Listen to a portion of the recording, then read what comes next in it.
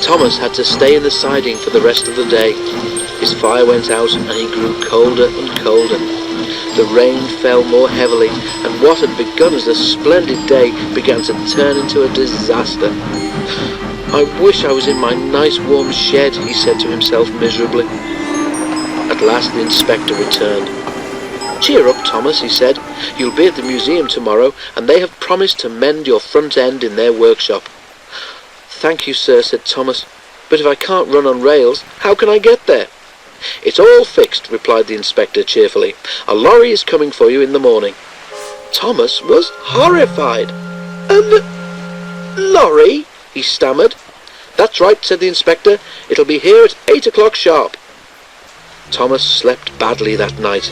He kept wondering what Gordon, Henry and James would say if they knew he had finished his journey on a lorry.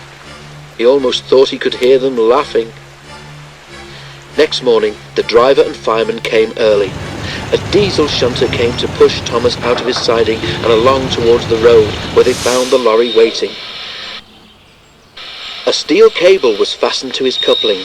The lorry driver started a winch.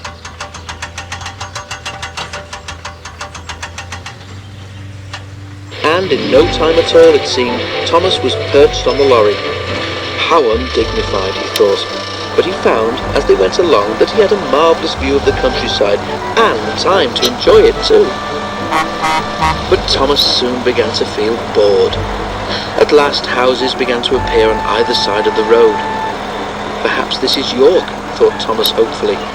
It was, but the driver was unsure of his way. He parked the lorry and went to find a telephone. A man wearing a flat-topped cap with a yellow band round it came up to Thomas. "Hello," said Thomas. Said the man. He wrote something in his notebook and went round to the front of the lorry. When the lorry driver came back, Thomas heard him say something, then slam the cab door crossly.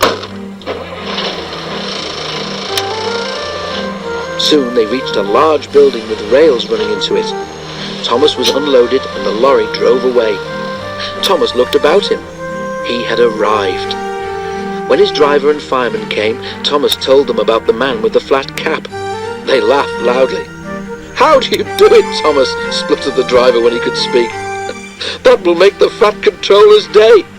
Thomas booked for parking."